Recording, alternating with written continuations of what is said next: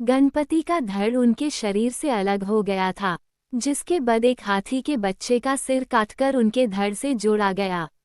अब सवाल यह उठता है कि गणपति का असली सिर आखिर कहाँ है।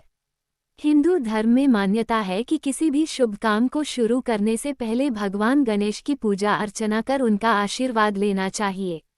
ऐसा करने से कोई भी काम बड़े आराम से निर्विघ्न संपन्न हो जाता है।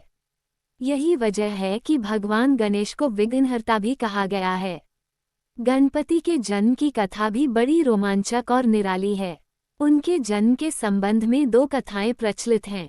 ये तो सभी जानते हैं कि गणपति का धड़ उनके शरीर से अलग हो गया था, जिसके बाद एक हाथी के बच्चे का सिर काटकर उनके धड़ से जोड़ा गया।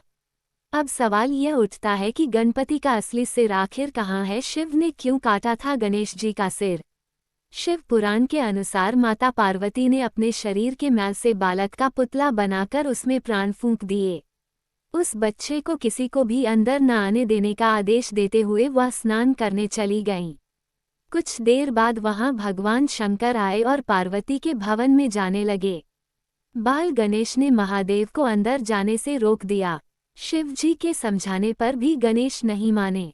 क्रोधित शिव त्रिशूल से बालक का सिर धड़ से अलग कर भीतर चले गए।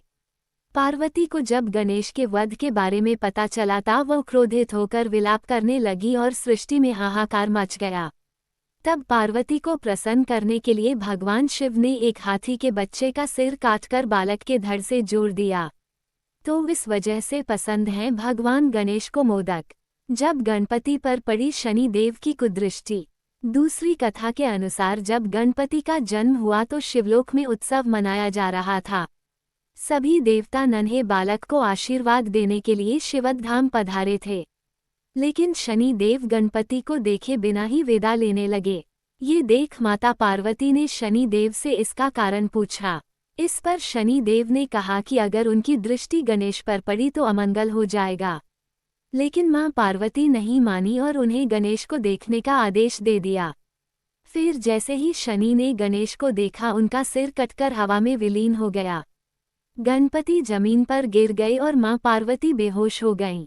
इसके बाद भगवान विष्णु ने एक नवजात हाथी का सिर काटकर गणेश जी के धड़ से जोड़ दिया। कटने के बाद कहाँ गिरा था भगवान गणेश का सिर? देश विदेश में भगवान गणेश के जितने भी मंदिर हैं, उनमें उनकी हर मूर्ति के धड़ में हाथी का सिर लगा हुआ है। यही नहीं, उनकी कोई भी तस्वीर, कैलेंडर या पेंटिंग भी ऐसी ही है। लेकिन आप ये जानकर हैरान रह जाएंगे कि गणेश जी का असली सिर एक गुफा में है। मान्यता है कि भगवान शिव ने गणेश जी का जो मस्तक शरीर से अलग कर दिया था, उसे उन्होंने एक गुफा में रख दिया। इस गुफा को पाताल भुवनेश्वर के नाम से जाना जाता है। इस गुफा में विराजित गणेश जी की मूर्ति को आदि गणेश कहा जाता है।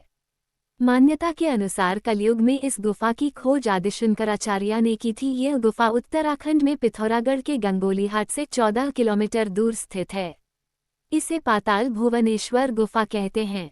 मान्यता है कि इस गुफा में रखे गणेश के कटे हुए सिर की रक्षा स्वयं भगवान शिव करते हैं।